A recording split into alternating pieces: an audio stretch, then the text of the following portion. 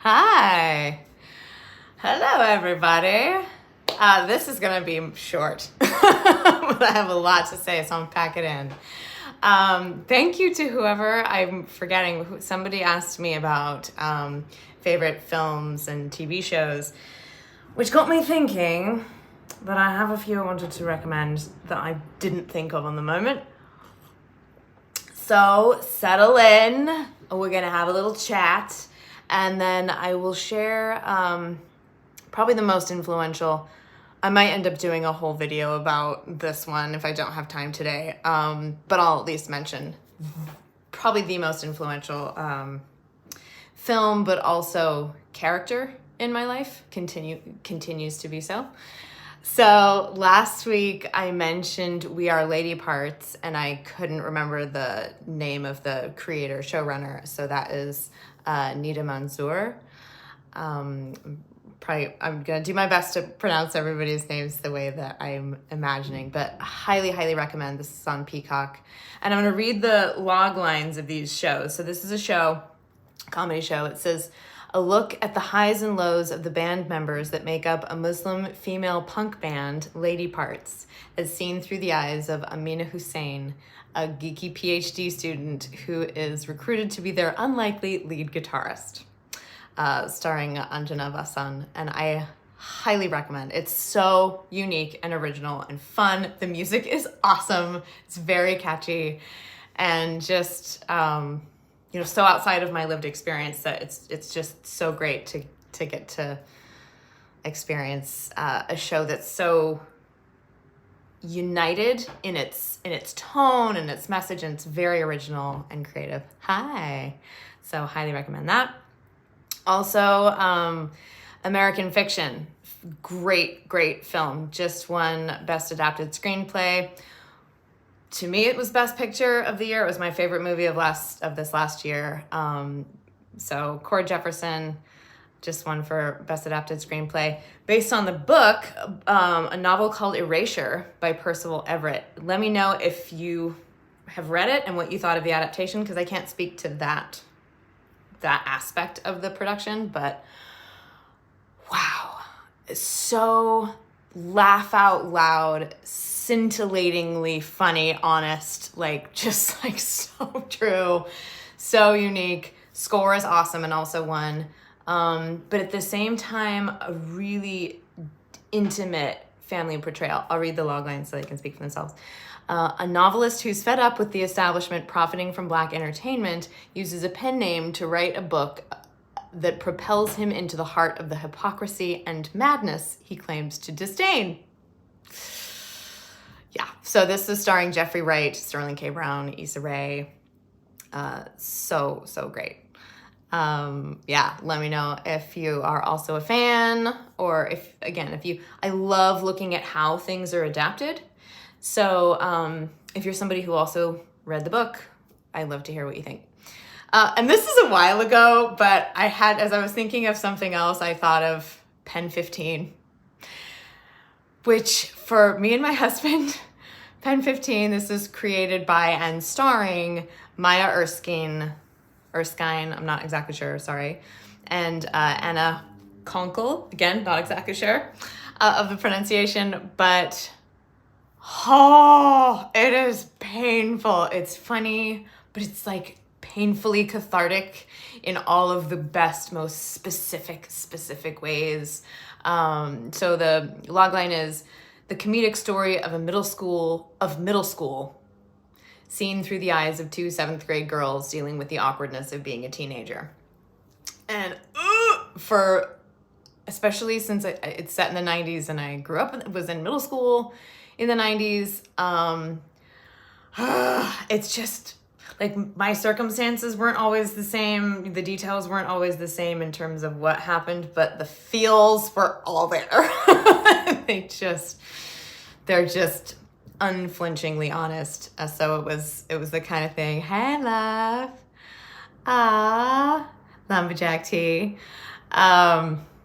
Ooh, you're gonna be in the path of the eclipse, aren't you? Whole other side topic. Anyway, I didn't know how also really cathartic it would be for my husband, who was saying, you know, he had so much resonance with it, and we would just have to pause at different times during Pen 15 and unpack traumas that were coming up and unpack things that were like, it's so true. Why did we do that? Or why, or this one time I had, you know, I did that, or to my brother, or I felt so bad that I, you know, whatever. So the memory that's coming up, in case you're super curious, I'm talking fast because I've got like 5 minutes, but I've already apologized to my younger brother for this, but I scared him one night. We were out on a trampoline that we used to sleep on, and with my cousin, Sarah, and there was some flashing lights, and she was like, oh, it's aliens. And Ben started to get really genuinely scared. He was young.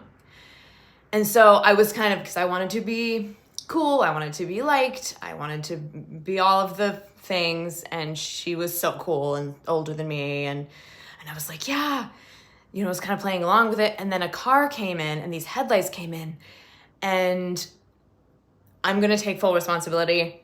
I don't know who said it first. I really don't. But I at least played along, if not also was just right there with saying that it was the aliens who had landed. And I am somebody who is friends with beings not from this planet. So it's doubly awful that I did this. But he was genuinely scared, and I let him be scared before telling him that we were pretending. And I am so sorry. This is the kind of things. Why do we hurt people? Anyway, so they just go really deep in. Much deeper than that, but that was what came up. Okay, another show. Our Flag Means Death. Now, this is not for everybody, because there is a fair amount of death in it, but I'll read. The year is 1717. Wealthy landowner. I feel like I have to rate it in a Kiwi accent. It's showrunner David Jenkins, starring Taika Waititi and Rhys Darby. The year is 1717. Wealthy landowner Stede Bonnet has a midlife crisis and decides to blow up his cushy life to become a pirate. It does not go well, based on a true story. It's so good, though. The cast is so diverse in all of the good ways, you know, in all of the ways. They go to some places that it's so unique, so brave. It takes maybe a few episodes to like, because it's so unique, to really get into, oh my gosh, this is what they're doing. But it's hilarious, but then very tender. I mean, just like crying tender, and beautiful, groundbreaking in so many ways. So don't miss that one. Yeah, it's HBO. Yeah, so good. That one's on Max, or HBO Max as we know. Okay, and then I have to shout out MJ the Musical.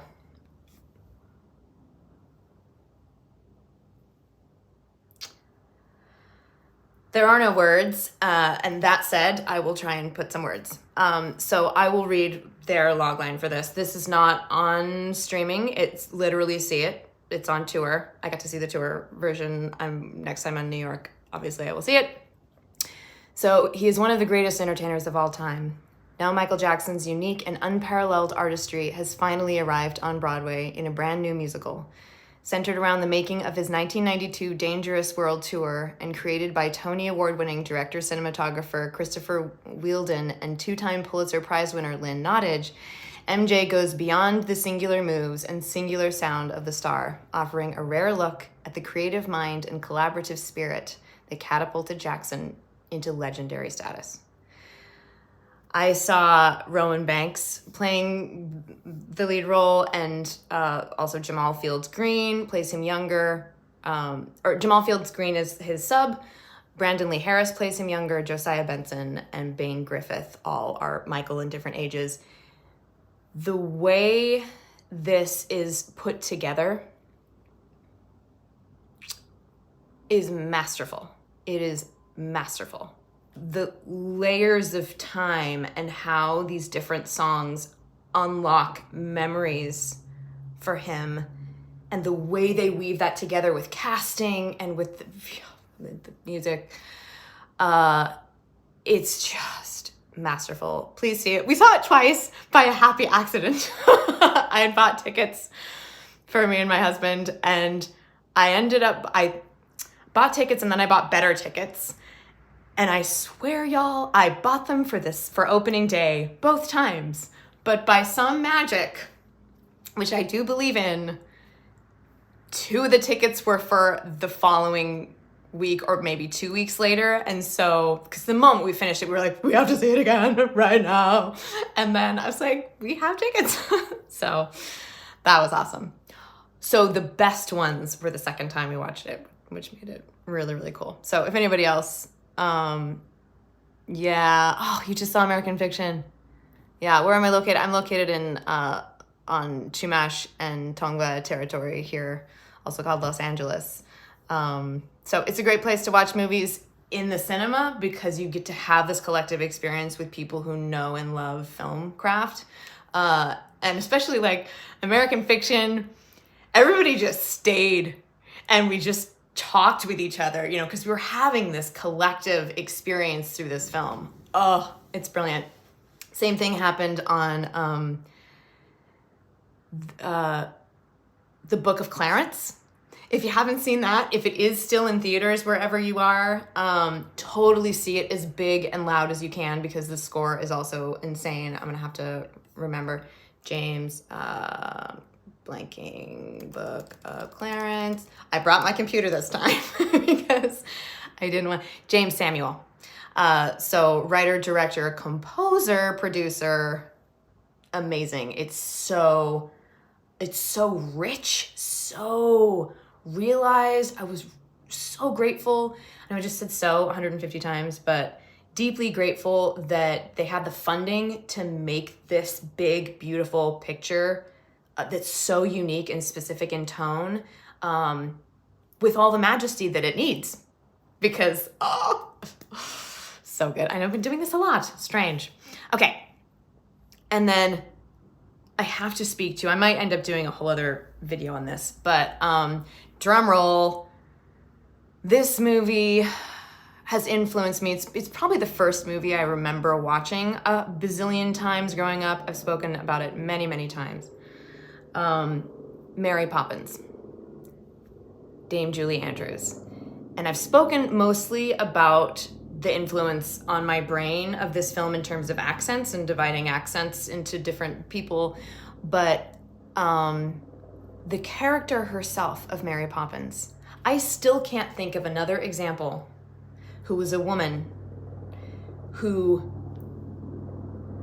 is, magic is normal for her.